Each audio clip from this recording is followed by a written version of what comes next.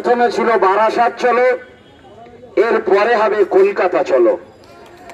আমরা তৈরি করে যে সাংবাদিকটা ভোতা করে দিতে পেরেছি, তাই আমাদের পরবর্তী কর্মসূচি এবার কিন্তু দিল্লি চলো নয়, প্রথমে ছিল বারাসাত চলো, এর পরে হবে কলকাতা চলো।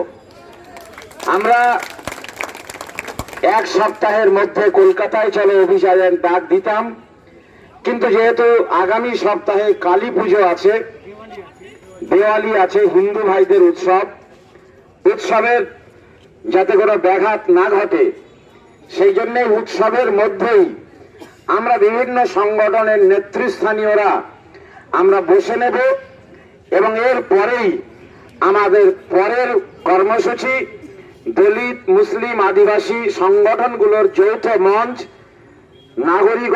নাগরিকত্ব সংগ্রাম সুরক্ষা মঞ্চের উদ্যোগে এবার কলকাতা চলো।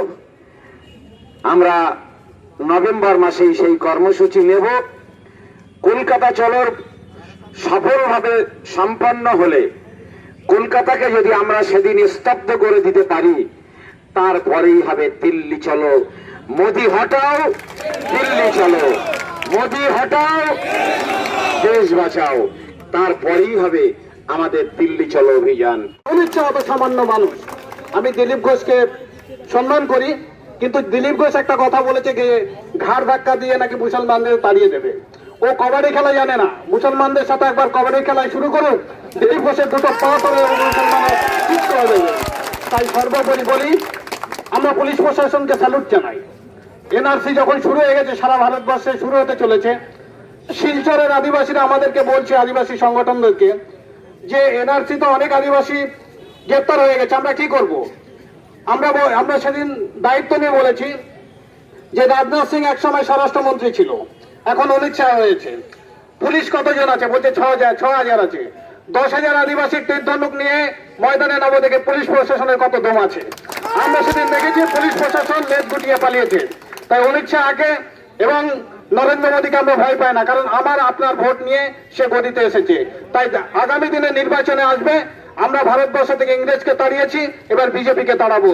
জয় ভারত, জয় বিরসা মুন্ডার জয়, জয় সিধু কানুর জয়, জয় জয় আম্বেদকরের জয়। এবং যারা আজকের অক্লান্ত পরিশ্রম করেছেন, আমি আপনাদের সাথে হেঁটেছি, আমি খুব খুশি যে একটা স্বাধীনতার আন্দোলনে আপনার যেভাবে পূর্বের আপনাদের জেনারেশন হেঁটেছে, আজকে বর্তমানে হাঁটতে হচ্ছে। তাই খুব দুঃখের বিষয়, নিজ দেশে আজকে পরবাসী হয়ে গেছি। তাই যারা পরবাসী করছে, পশ্চিম বাংলার মাটিতে একবার পা রেখে দেখুক, আমরা তার যোগ্য জবাব দিয়ে দেবো, দলিত, মুসলিম, আদিবাসীরা। জয় ভীম, জয় ভারত।